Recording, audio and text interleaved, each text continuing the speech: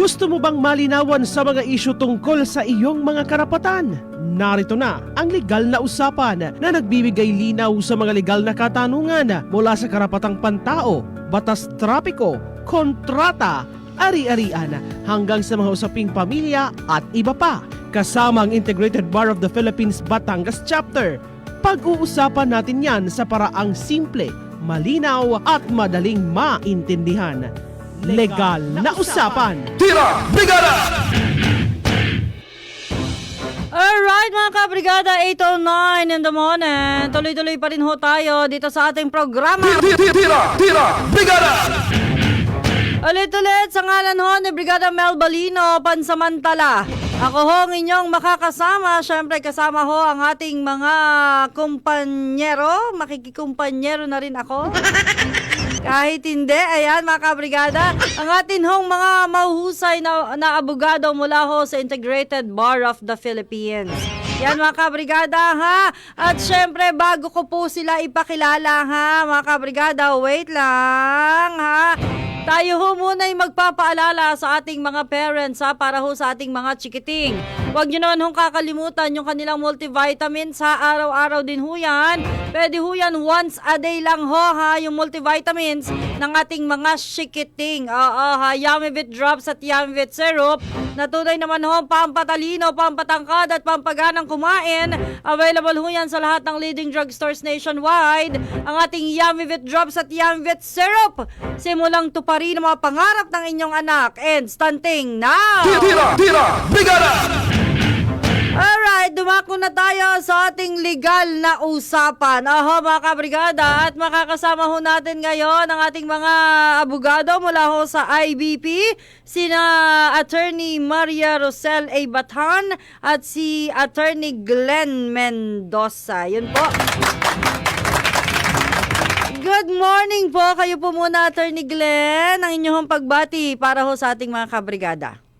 Ay, wait lang. Umaga, Brigada Jamie. Apo. At sa lahat ng ating nakikinig, kami po ay nagpapasalamat na kami nagkaroon ng pagkakataong maging panauhin dito sa inyong napakagandang programa. Ayun. Maraming salamat din po ha, Attorney Glenn, si Fiscal Bam, inyong pagbati. Magandang umaga mga kabrigada. Maraming salamat sa pagpapaunlak sa amin at kami naimbitahan dito para i-discuss itong mga karapatang pangtao sa ating mga kabrigada. Ayun. Ang ganda ng boses ni Fiscal Bam. Naku po. Sandali lang po ha. Ang ganda ng boses ni Fiscal Bam. Mga kabrigada, speaking of karapatang pantao, yan ho ang ating pag-uusapan ngayon para sa ating legal na usapan. Yan ho ay may kaugnayan sa Human Rights Consciousness Week nito hong December 4 hanggang December 10. Mga kabrigada, kinakailangan nating maintindihan, kinakailangan nating maunawaan ang ating mga karapatan. Alam ho ninyo mga kabrigada, pag sinabing karapatan, hindi naman ho basta nalaang umusbong yaan ha. Tira! Brigada! Hindi ho naman basta sinabing, karapatan ko yan, karapatan mo yan. Meron hong mga kaakibat na batas ukol dito. At sana ho mga kabrigada, mapakinggan natin at malinawan natin yun hong mga binabanggit na karapatang pantao. Ano ho baga yung mga karapatan natin ha? At yan ho'y tutulungan tayong malinawan, maipaliwanag ng mabuti ni na Attorney Glenn at Attorney at ni Fiscal Bam. Alright? Kaya mga kabrigada ha, sige, umpisahan na po natin ito ha. Tira! Brigada! Alright, Attorney Glenn, Fiscal Bam, ano ho ba talaga ang ibig sabihin ng fundamental human rights at bakit ito mahalaga sa bawat isa? Sasagutin ko po ang tanong, Sige po. Brigada Jamie. Apo. Importante itong human rights na malaman ng bawat isa sapagkat kung alam mo kung ano ang iyong mga karapatan, hindi ka maaaring abusuhin, di ba? Ayan. At pag sinabi nating fundamental human rights, pag sinabing fundamental means foundation, kung baga kahit wala sa batas, ito ay karapatan ng isang tao. Mhm. So, ito yung pundasyon ng karapatan ng bawat isang mamamayan. Mhm. At yun po ang ibig sabihin ng fundamental human rights. So, mas mahalaga na i-discuss natin to later on. Alright. Kayo po naman, Attorney Glenn, pag sinabi bang fundamental human rights, kahit ho yan ay hindi binabanggit ba sa batas o talaga bang kinakailangan ay nasa ilalim ng batas? Alam nyo, pag sinabing fundamental human rights, ito ay karapatan natin dahil tayo'y tao. Aha.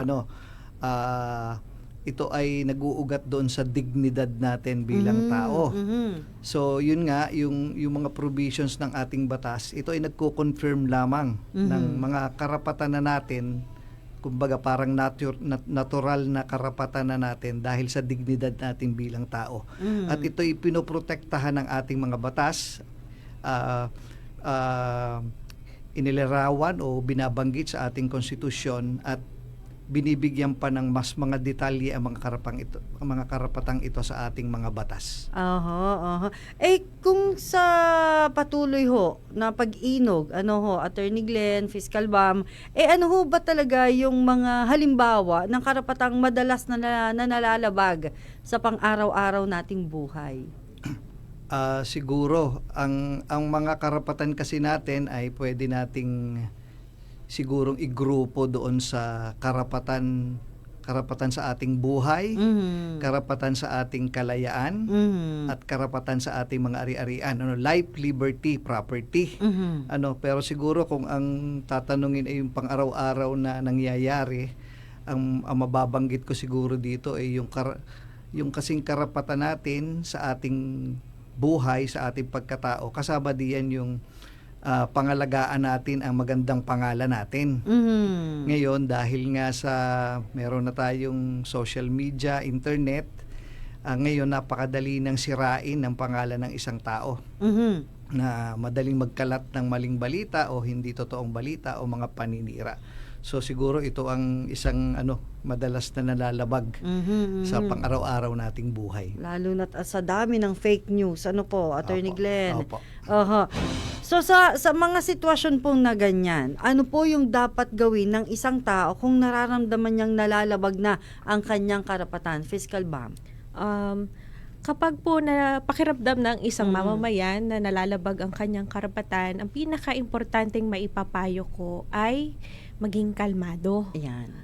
Dahil po kadalasan, base sa karanasan na rin po, para bang pag feeling ng tao ay nalabag ang kanyang karapatan, parang galit na galit agad.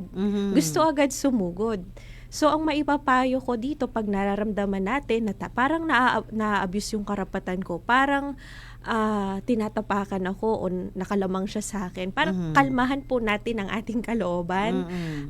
Pag-isipan ng mabuti kung ano ang mga gagawing hakbang, kung maaari po, kung talagang sa palagay ninyo ay naabuso kayo o kung ano man, kayo po ay kumalap ng ebidensya at sumangguni sa abogado o sa kapulisan kung ano po ang magandang gawin kapag po ganito yung ating mga nararanasang pangyayari sa ating buhay. Alam mo, Fiscal Bam, Attorney Glenn, parang may katotohanan yun, no? Pagka yung karapatan ko to, talaga namang sugod na agad. Yung tinapakan mo ang aking pagkatao. Mga ganyan, talagang susugod agad. Hindi.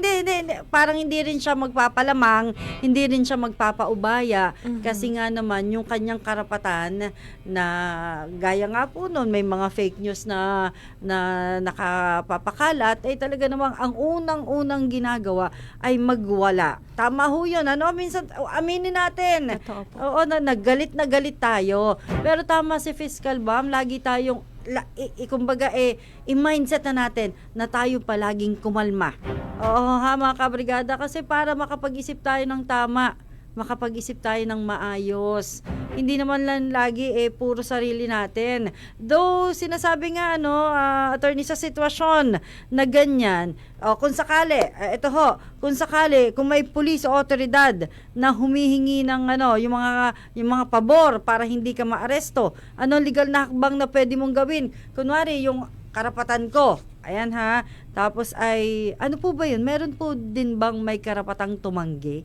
Ganyan? Opo. Ang maipapayo ko sa ganyang sitwasyon, unang-una ay huwag kang bibigay. Huwag mong ibibigay yung hinihingi dahil wala namang karapatan yung humihingi ng kung ano mang pabor para hindi ka maaresto. Kasi kung ikaw ay may legal na batayan para ka arestuhin, hindi ka dapat hinga ng pabor. At kung wala namang legal na basihan para ka arestuhin, lalong hindi ka dapat hinga ng pabor. So ang maipapayo ko diyan ay kumbaga isumbong natin sa kinauukulan. So kung doon sa halimbawa na binanggit, pulis, siguro unang-una pwede mo yang isumbong doon sa kanilang himpilan o doon sa kanilang hepe ng pulis. Tapos meron din tayong mga ilang mga opisina kung saan pwedeng dalhin ang mga reklamo sa kapulisan. Meron tayo halimbawa sa mga local government units, meron tayong PLEB, yung People's Law Enforcement Board. Tapos ang PNP, meron din yung Internal Affairs Service. Pero siguro pinakasimple yun, isumbong mo sa kanyang boss o sa kanyang hepe. Opo. Yan. Ayan mga kabrigada ha, medyo lumalalim yung ating mga impormasyon na nalalaman ha. Magtutuloy-tuloy tayo mga kabrigada, pero syempre mga kabrigada, yun hong ating Power Cell Herbal Capsule, wag nyo hong kakalimutan ha. Dapat kalmado tayo. Ang sabi nga ni Fiscal Bam at ni Attorney Glenn, kumalma tayo. Alright? Para makapag-isip ng tama, hindi tayo lutang. At syempre, baka sa huli, tayo pa ang masisi. Ba't ganun galit agad? Mga kabrigada ha. Kaya naman yung ating Power Cell Herbal Capsule, makakatulong ho yan sa sirkulasyon at regulasyon ng ating mga dugo ha. Ang Power Cell Herbal Capsule mga kabrigada ay available din ho sa lahat ng leading drugstores nationwide. Magbabalik tayo sa iba pa rin hong mga katanungan at mga paliwanag ha. At hatid sa atin lahat ng ito ng Power Cell Herbal Capsule. Toldo ka ng sakit dahil ikaw ang sandigan. Alright, 8:25 and naman mga kabrigada ha. Tuloy-tuloy pa rin tayo dito sa ating legal na usapan. Hatid sa atin syempre mga kabrigada ng ating standout test for capsule para naman ho sa ating mga kabataan. Tira! Brigada! Sa ating mga kabataan, 13 anyos hanggang 21 anyos ha. Dapat maayos din ang inyong pakiramdam, ang inyong kalusugan. Aba, sa ating mga kabataan, kayo ho ang magtatama ng ating mga mali. Kami, yung aming mga mali para sa kinabukasan, dapat kayo natututo rin ha. Dapat kayo rin tumutok ha sa mga pinag-uusapan natin ngayon para pagdating ng panahon, meron na kayong mga impormasyon, abay magagamit nyo are ha sa pang-araw-araw na pamumuhay. Sa ating mga kabataan ha, ang paalala niyan ay hatid sa atin ng Standout S4 Capsule na available ho sa Mercury Drugstore, South Star Drug, TGP, Generica, sa Rose Pharmacy, sa lahat ng sangay ng Carl Andre Drugstore, at syempre mga kabrigada ha, sa mga lokal na butika sa inyong mga lugar. Maging sa Brigada Mobile App, meron ho tayong Standout S4 Capsule ha. Mga kabrigada ha. Standout S4 Capsule, simulang tuparin ang mga pangarap ng inyong anak. And stunting now! Tira! Brigada! Yan, kasama pa rin ho natin mga kabrigada ha. Sa ngalan ho ni Brigada Mel Balino, ako ho si Brigada J. Mole de Castro. At kasama ho natin syempre ang ating mga abogado mula ho sa Integrated Bar of the Philippines. Sina Attorney Bam, sina Attorney Maria Rosel Batan at si Attorney Glenn Mendoza ha. Tuloy-tuloy tayo mga kabrigada sa ating mga pag-uusapan. Pinag-usapan nga ho natin kanina yung huli, yung hihingi ng pabor. Yan, nako. Sabi nga ho ni Attorney Glenn, meron ho namang pagsusumbungan. Meron naman hong malalapitan, pero sana ha, hindi naman ho kasabwat yung ating lalapitan. Ay baka may pakiramdam din naman tayo Attorney Glenn at saka Fiscal Bam sa mga ganong pagkakataon. Oo, ang mahalaga tayo ay aware kung anong baga yung mga dapat nating gawin. Pero speaking of awareness, paano ho ba talaga makakatulong ang pagiging aware sa iyong karapatan sa pang-araw-araw na buhay? Yan. Sasagutin po natin Sige yung po. tanong. Importante po na aware ang bawat isa sa karapatan natin sa pang-araw-araw na buhay. Una, kagaya po ng nabanggit ko kanina, ito ay iwas sa pang-aabuso. So kung alam natin ang karapatan natin, hindi tayo pwedeng abusuhin. Pangalawa po, kaya nating panindigan yung sarili natin, hindi tayo pwedeng sabihan na ito yung dapat mong gawin. Pero aware ka. So kung aware ka, hindi ka pwedeng diktahan ng tao na ito yung dapat mong gawin or dapat sumunod ka sa kagustuhan nila. Lalo at alam mo na nasa tama ka. Pangatlo, dapat nakakatulong ang awareness ng mga karapatan natin sa pagdidesisyon. Yan. So, pagka-aware tayo sa mga rights natin, hindi tayo basta-basta, kumbaga, pumipirma ng mga kontrata na parang kung babasahin naman natin, medyo dehado tayo. Yung mga ganun po. At saka, kung aware din tayo sa mga karapatan natin, maaari din tayo makatulong sa ating kapwa. Not necessarily na dapat talagang parang lawyer ka magpayo o kung ano man. At least, alam mo yung basic na mga karapatan mo. So, yun po ang kagandahan pagka-aware ka sa iyong mga karapatan. Ayun. Kumbaga talagang yung pagdidesisyon at pagpapayo, Fiscal Bam. Paano po ba magkaiba naman? Pwede po bang ipaliwanag kung paano naman naiiba ang karapatang pantao sa simpleng gusto ko yan, ito ang dapat mong gawin, yung mga opinion ho nung nasa paligid? Kapag ang kaibahan po ng karapatang pantao doon sa kagustuhan ng isang tao ay ang karapatan ay maaari pong saklaw ng batas. In fact, saklaw siya ng ating constitution, ng mga laws na pinatutupad natin. Ang kaibahan nito dito sa kagustuhan ng tao, syempre, gusto niya yon. Opinion niya yon. Makikinabang siya doon. Makikinabang siya doon. Tama po kayo. So, maaaring sa paniwala niya, karapatan niya yon dahil kagustuhan niya yon at pabor yun sa kanya. Pero in reality, kung titingnan natin, hindi naman pala ganon. Hindi naman pala yun yung sinasabi po ng batas natin. Ayun. Kayo naman po, Attorney Glenn, ano ho ang sa tingin ninyo na binabanggit natin? Pag tiningnan po ba natin, ito karapatan ko, pero ito yung gusto ko. Lalo na pag mag-asawa. Ito, karapatan ko to. Sabi ng isa, hindi, ito ang gusto ko. Kumbaga, paano ho ba yun i-weigh? Tulad ng sinabi ni Fiscal Bam, Apo. ang karapatan kasi pwede mo iyang ipagmatigas. Ayan. Pwede mong ipaglaban yan sa kahit kanino. Ayan. Siguro Apo. magbigay ako ng halimbawa, katulad halimbawa ng karapatan mo sa iyong tahanan. Ayan. Kahit sinong mayaman, makapangyarihan, sikat, pag ayaw mong papasukin sa iyong bahay, pwede mong pigilan. Ayan. Apo. Yun ang karapatan. Kahit kanino, pwede mo iyang i-impose, pwede mo iyang pagmatigasan. Pero yung kagustuhan, yan ay nangyayari lamang kung yan ay sang-ayon sa batas at hindi nakakaagrabyado ng ibang tao. If I may, magbigay ako ng halimbawa.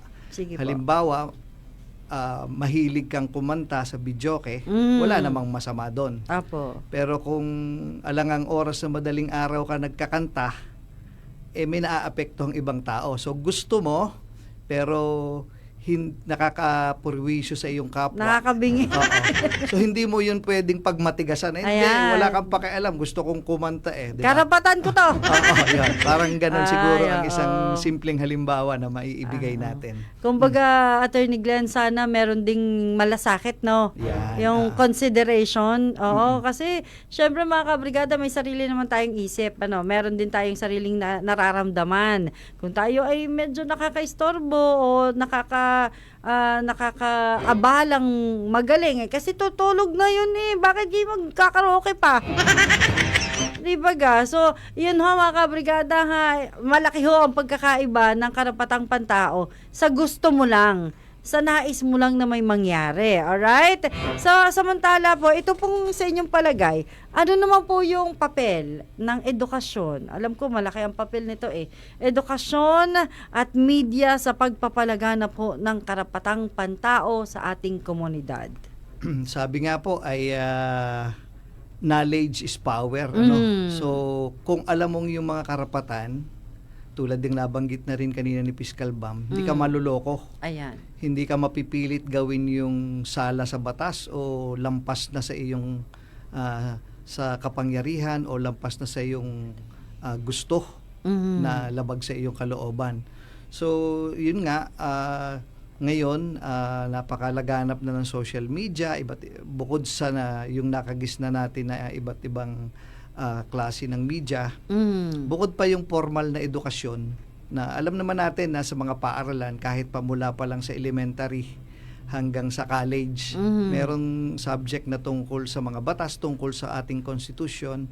Kaya mahalaga na mamulat ang mga tao sa kanilang mga karapatan para alam nila pag ito'y nalalampasan na, alam nila kung ang mga nasa kapangyarihan, mga nasa gobyerno o yung mga kapwa nilang tao ay natatapakan na yung kanilang karapatan, alam nila kung papaano nila paninindigan at ipaglalaban yung kanilang dignidad bilang tao.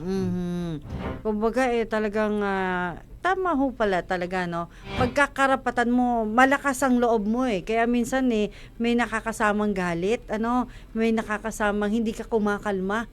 Kasi nga alam mo na yung karapatan mo pero yung mga nais namang abuso talagang tuloy-tuloy pa rin. Kaya siguro, Fiscal Bam, laging binabanggit na kumalma tayo. Kumalma tayo. Kasi mahalaga ho talaga yon. Baka ho dumating yung point na hindi ho tayo kumalma, tayo naman ang mabawian. Mga kabrigada, makagawa tayo ng hindi maganda. Di, para hong nawalan na rin ng saysay yung ipinaglalaban nating karapatan. Tira! Brigada!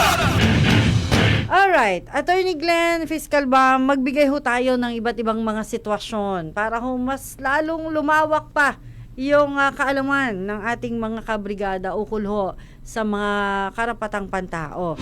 Sitwasyon ho sa paaralan. Halimbawa po, Attorney Glenn, Fiscal Bam, may isang estudyante na pinagbawalang magsalita sa klase kahit may mahalagang opinyon siya.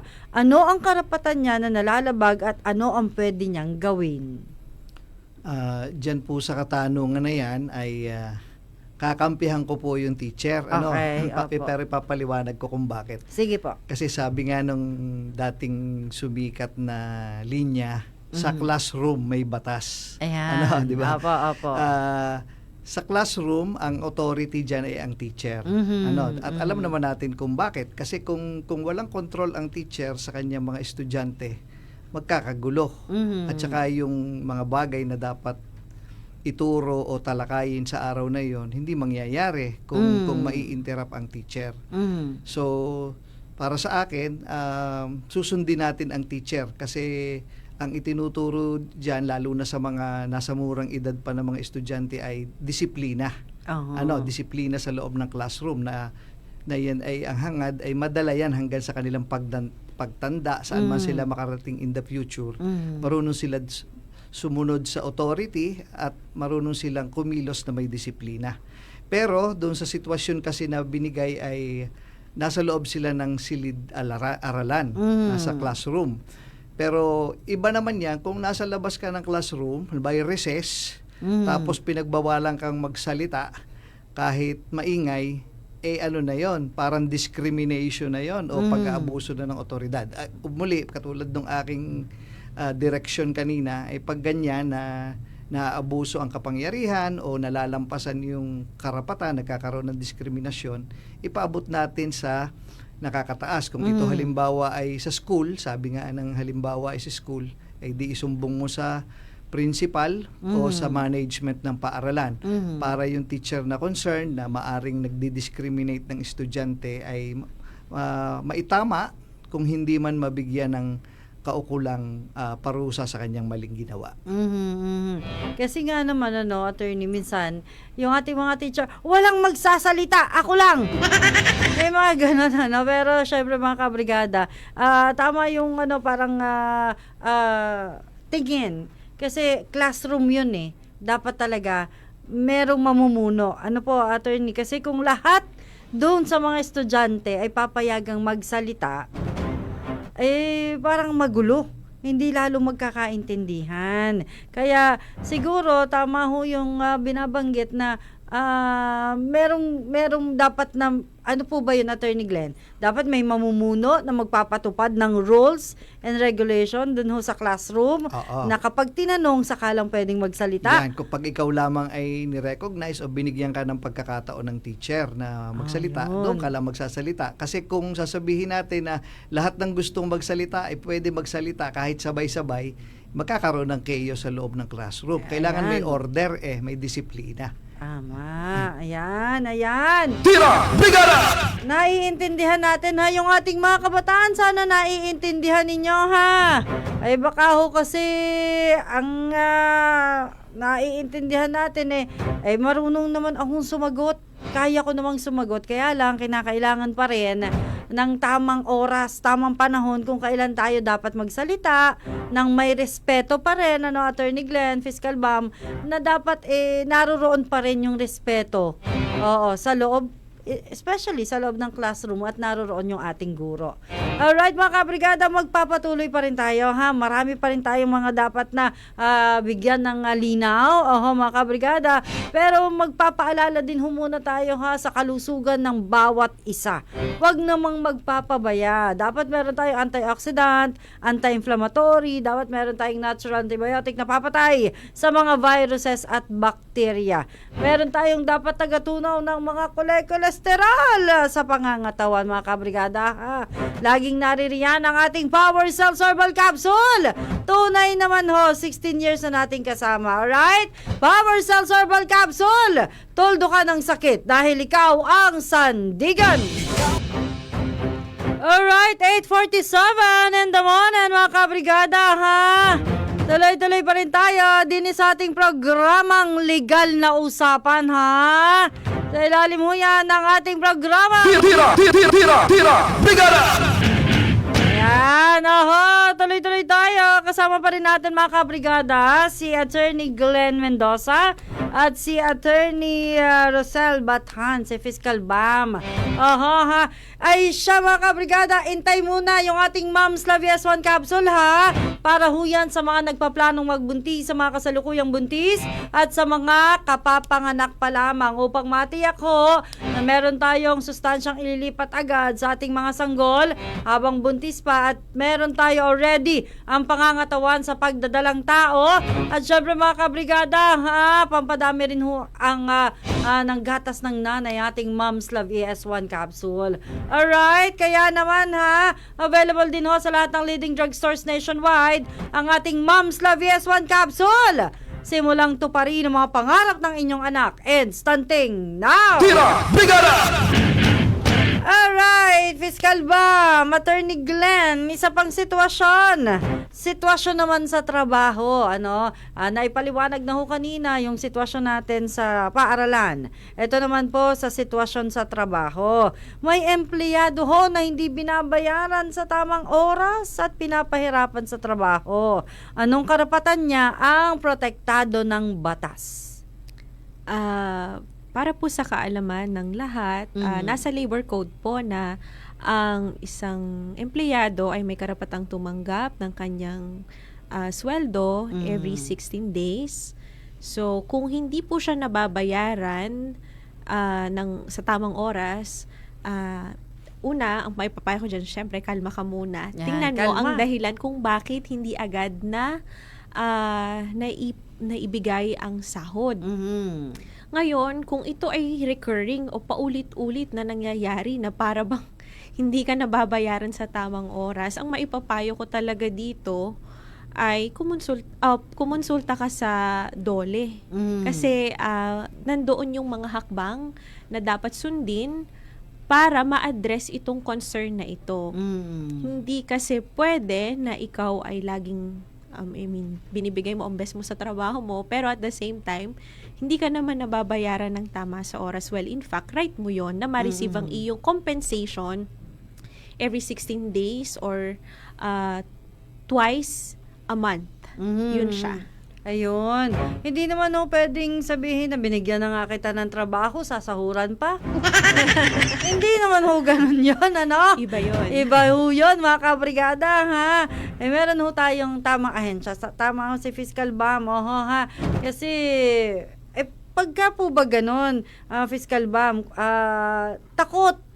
Ay, naku, pag ako'y nagreklamo sa DOLE, alam na ang mangyayari. Ano po ang maipapayo nyo para dyan? Sa akin po, kung alam po ninyo na kayo ay nasa tama, kagaya nga po ng binabanggit kanina, aware ka sa iyong karapatan, wala kang dahilan para matakot. Ayan. Ayun po. So, ayun, isang guni mo ito sa abogado. Kung Yan. maaari, may mga libreng abogado naman tayo. Yan. At saka, ayun nga, sa DOLE pa rin tayo babalik. Ayun, malinaw ha, lalo na dun sa ating mga kabrigada na nagchat pa sa atin, nagte-text pa sa atin, at dumadaing ha. Sana'y malinaw na may karapatan tayo, may tamang ahensya ho na dapat puntahan. Oho ha, yan nga ho yung DOLE, alright? Attorney Glenn, kapag ka naman ho sitwasyon sa komunidad, nakakita tayo ng isang taong pinapahiya o diskriminado dahil sa kanyang relihiyon o kultura. Anong karapatan niya at paano mo siya matutulungan? Yun pong freedom of religion at saka yung freedom of expression, yan ay mga karapatan na pinoprotektahan ng ating konstitusyon. Kasama yan doon sa sinasabi natin kanina na basic o fundamental human rights. Ngayon, kung ang karapatang ito ay pinapahiya o dididiskrimina dahil sa iyong relihiyon o dahil sa iyong kultura, siguro ang aking practical na ipapayo una ay sabihan mo yung taong gumagawa ng diskriminasyon o pagpapahiya na mali ang ginagawa mo. Ako ay may karapatan na ako ay malayang mamili ng aking relihiyon, kaya hindi mo ko pwedeng insultuhin o i-discriminate dahil sa aking relihiyon. Ganon din yung dahil sa aking kultura. Ngayon, kung hindi pa rin siya tumigil, ibig sabihin, yung person concerned muna ang iyong sabihan. Baka naman yan ay nakakalimot na siya ay nakakalampas. Ngayon, kung hindi pa rin siya sumunod, that's the time na dalhin mo siya sa proper authorities. Yung halimbawa natin kanina, kung yan ay nangyari sa paaralan, maaring sabihin mo o isumbong mo sa principal o sa management ng school. Kung yan ay nangyari sa barangay, halimbawa ay kapitbahay mong gumawa niyan, dalhin mo sa iyong barangay captain.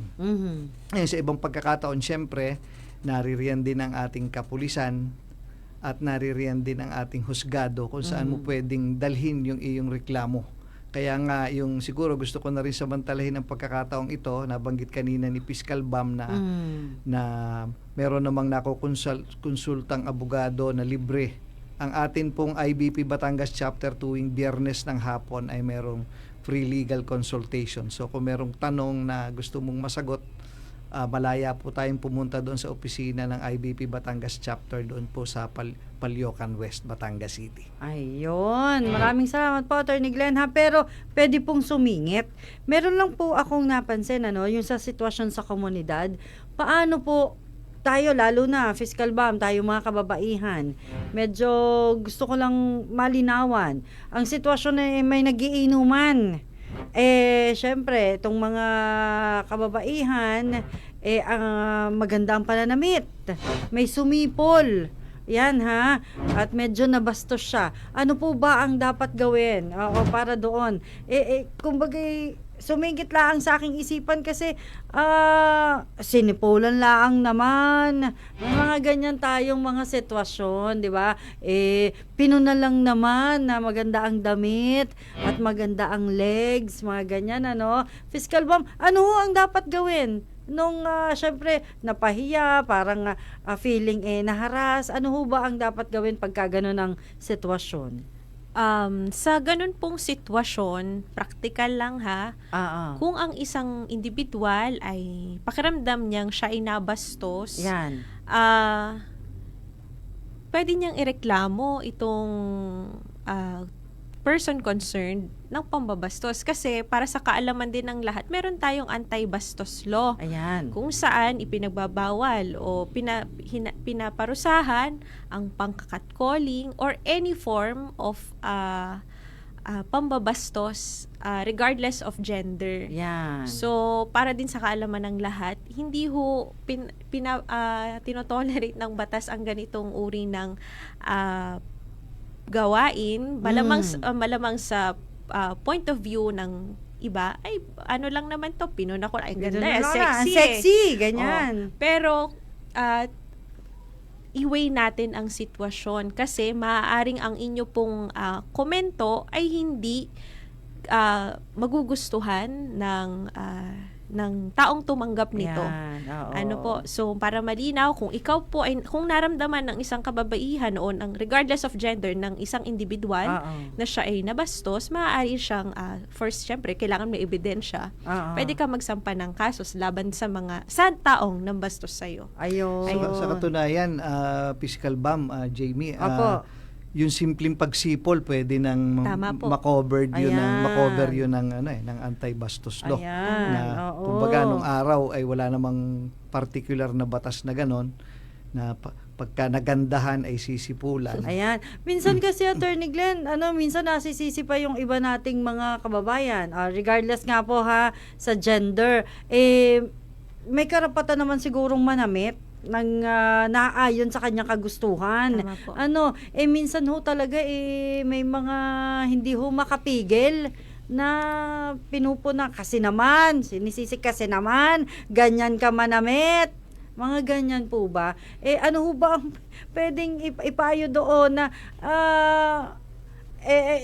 kumbaga ang nasisi pa ay yung nanamit na naayon sa kanyang karapatan.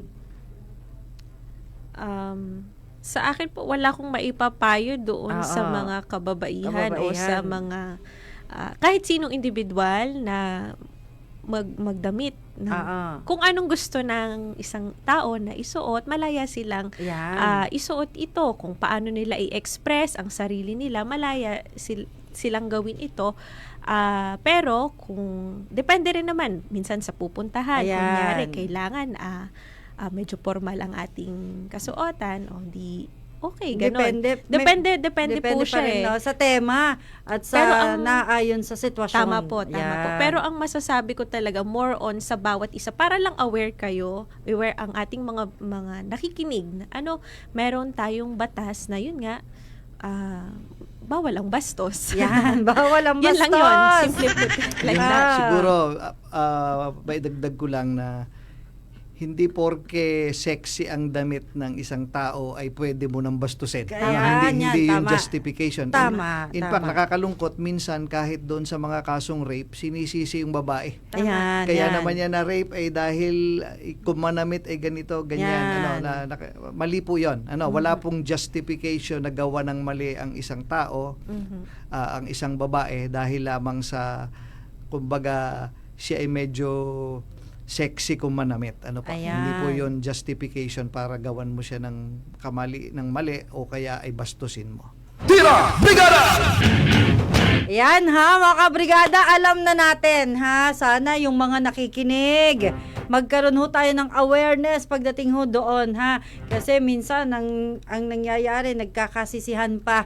Alright mga kabrigada, magtutuloy-tuloy pa rin tayo. Meron pa rin tayong sitwasyon sa pulisya at sitwasyon naman sa social media. Naisingit ko lang yun ha. Mga kabrigada, kasi parang naisip ko may mga ganong kasing sitwasyon pagdating ho sa komunidad at sa mga kakalsadahan. Kaya naman mga kabrigada, palaging ipinapaalala kung kumalma.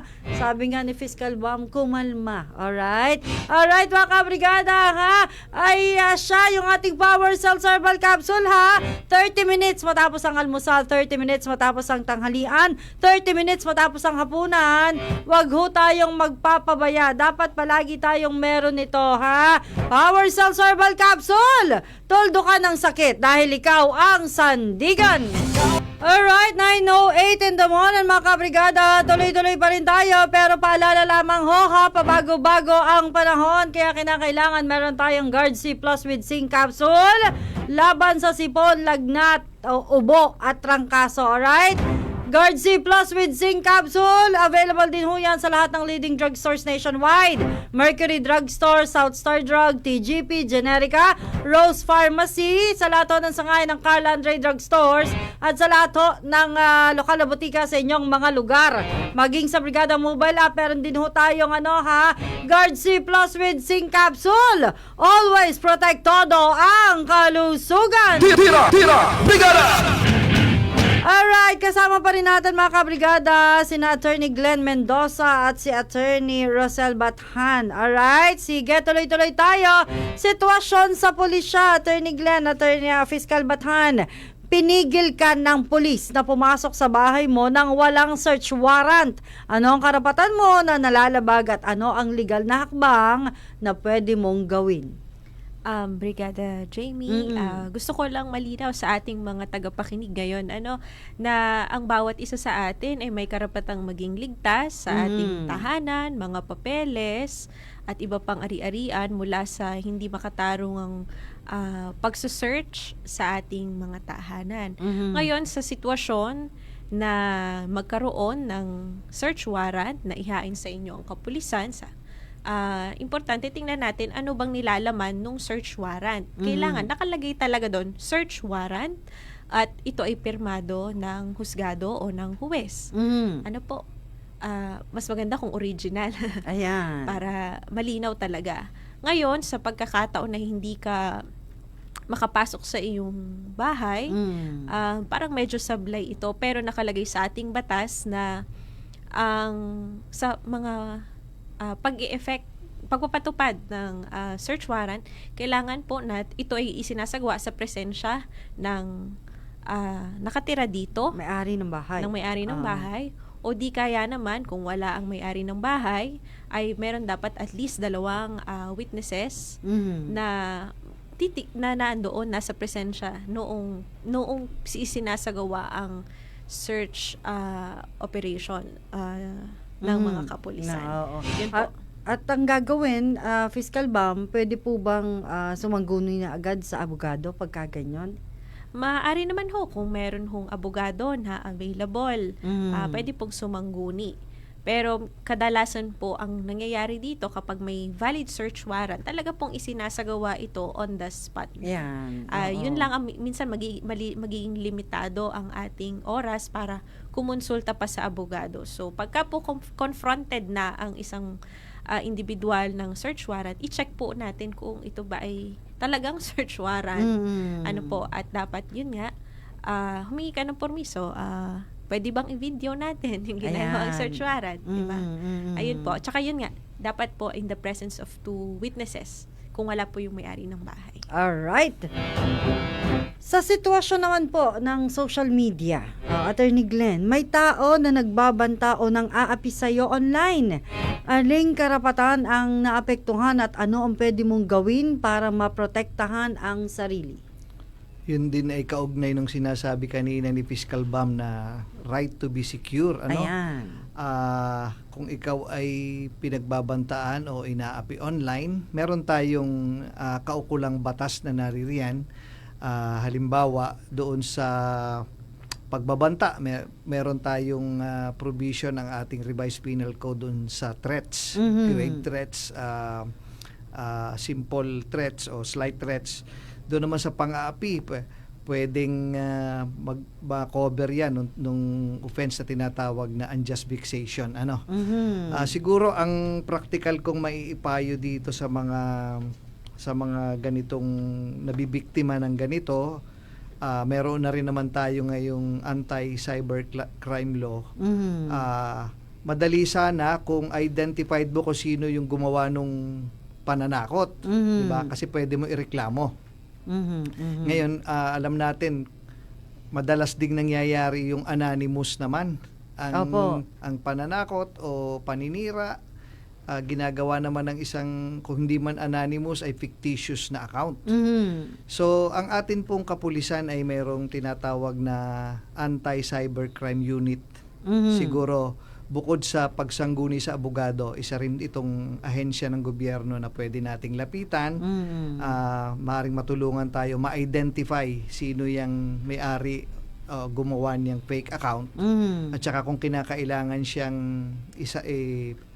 putulin o isarado, ipigilin, maaaring matulungan din tayo ng mga ahensyang yan ng gobyerno. Para po hindi tuloy-tuloy yung pananakot at saka yung paninira o pang-aapi na ginagawa online. Ayan. Malinaw ho ha mga kabrigada, meron ho mga ahensya at may mga kasalukuyang batas na, ano po, Attorney Glenn, Apa. na nilalabag na ito. Eto po, may tanong, parang kilala ko rin po itong nagtanong na ito. Sabi po ni Ferdinand Alan Alda,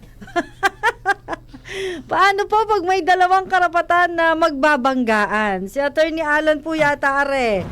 Para ho sa kaalaman din. Alam po naman natin na alam na ho ni Attorney Alan ang sagot. Pero syempre, yung ho kaalaman ho ng ating mga kabrigada, syempre mga karapatan ho ang ating pinag-uusapan. Magandang umaga, kaibigang Ayan. Attorney Alan Alda. Mabuhay ka. Good morning doon po sa tanong na Apo. dalawang karapatan na nagbabanggaan. Magbigay po tayo ng konkretong halimbawa Sige po. para mas malinaw ang ating discussion. Halimbawa, magkapitbahay. Sabi nung isa, "Oy, yung tinayo mong bahay lumampas sa lupa ko, umabot sa lupa ko." Sabi naman ng isa, "Hindi. Pinasukat ko yung lote ko base sa titulo bago ko pinatayo." So, dalawang magkaibang karapatan na sinasabi, na pinaninindigan. So parehong may karapatan, parehong may-ari ng lupa, pero magkaiba ng sinasabi. Sabi ng isa lampas, sabi ng isa tama lang. So ang akin pong sagot doon sa tanong ay kaya po tayo may husgado. Ayan. Pagka po may dalawang karapatan na nagbabanggaan, ay sino po ang magdedesisyon? Ay hindi ang dalawang partido ang magdedesisyon. Kasi pag sila ang magdedesisyon, ay laging pabor sa kanya. Yan. Yung pabor doon sa isa o pabor doon sa isa kung sino ang magdedesisyon. Kaya po tayo merong mga husgado. Pagka ganyan nagbabanggaan ng dalawang karapatan, ang magsasabi kung sino ang tama, kung sinong karapatan ang mas mananaig ay ang ating husgado. Ayun. Although siguro maidagdag ko din lang, Opo. meron din tayo ngayong tinatawag na yung alternative dispute resolutions na mga schemes. Ibig sabihin nito, binibigyan ang parties, yung dalawang hindi nagkakaintindihan o nagbabanggaan, binibigyan ng mga provisions ng ating batas ng pagkakataon na magkasundo, magkaareglo. Isang halimbawa na dyan yung nadaan sa barangay. Yan. Opo. Pag sila'y nagkasundo, may kasabihan nga ho tayo sa Tagalog, walang api sa kasunduan. Kung sila'y nagkasundo na isa, sige, iuusod ko na lang ng kaunti o igagalang ko na yung kung saan napatayo yung bahay, hindi na sila pumunta sa korte. Ayun. So, kailan pupunta sa korte kung talagang hindi magkasundo, ay di saka pupunta sa husgado para, sabi ko nga kanina, ang husgado ang magdidesisyon sino ang tamang, sino ang mas matibay ang karapatan sa kanilang dalawa. Ayun, malinaw! Syempre naman. Alright, sabi rin ni Attorney Alan, good morning po sa ating napakagwapo at napakagandang lawyers. Yan. Maraming salamat po, Attorney Alan, ha. Siyempre, mga kabrigada, ha, maraming salamat po sa ating mga abogado ngayon, sina Attorney Glenn Mendoza at si Attorney Rosel Bathan.